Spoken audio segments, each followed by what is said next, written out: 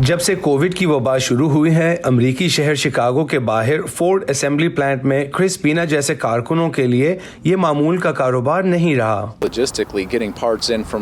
پورے امریکہ اور پوری دنیا سے پرزہ جات حاصل کرنا واقعی ایک چیلنج رہا ہے، اور پچھلے 2 سالوں میں پرزوں کی سپلائی میں کبھی رکاوٹ اور کبھی فراہمی کا سلسلہ جاری رہا ہے۔ شکاگو کے اس کارخانے میں ہم روزانہ ہزاروں کاریں تیار کر سکتے ہیں، لیکن آپ جانتے ہیں کہ صورتحال نے پیداوار کو واقعی سست کر دیا ہے، اور اس ہفتے ہم عارضی طور پر چھٹی پر ہیں۔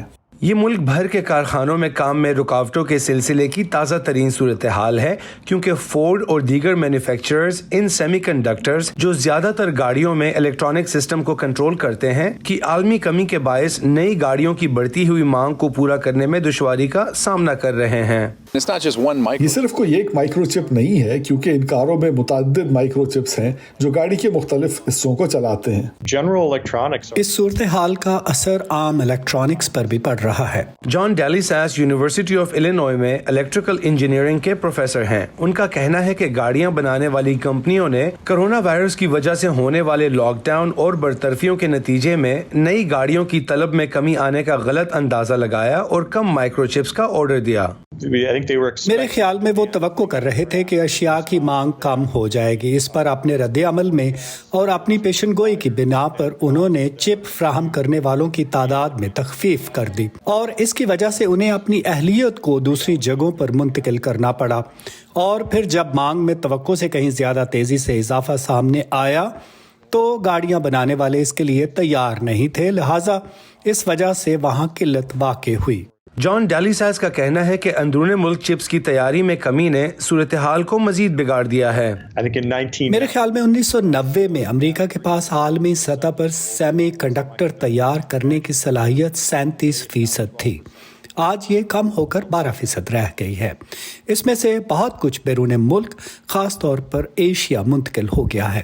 عالمی سطح پر سپلائی کی کمی کے باوجود ایک ایسے وقت میں جب پروڈکشن جاری ہے، شکاگو اسمبلی لائن سے فورڈ ایکسپلوررز جیسی گاڑیاں سیمی کنڈکٹرز کے بغیر تیار ہو کر کارخانے سے باہر نکل رہی ہیں، جو دیگر مسائل پیدا کرتی ہیں۔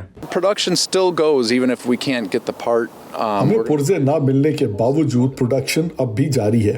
ہم زیادہ تر گاڑیاں بنانے کی کوشش کریں گے جو ہم کر سکتے ہیں، اور پھر اسے اس جگہ پہنچا دیں گے جو فورڈ موٹر کمپنی نے لیز پر لے رکھی ہے۔ یہ وہ جگہ ہے جہاں ہزاروں کی تعداد میں گاڑیاں کھڑی ہیں اور انتظار کر رہی ہیں چپس آنے کا اور کام کرنے والوں کی جانب سے تنصیب مکمل کرنے کا۔ ہم مکمل پیداوار کے اہل نہیں رہے۔ ہم مرمت کے موڈ میں ہیں اور ان کاروں کو ٹھیک کرنے کی کوشش کر رہے ہیں جو ہمیں ملنے والے اصل حصوں کے ساتھ تیار کی گئی ہیں، اور اس وقت ہمیں یہ پرزے اتنی تیز رفتاری سے مل نہیں رہے ہیں۔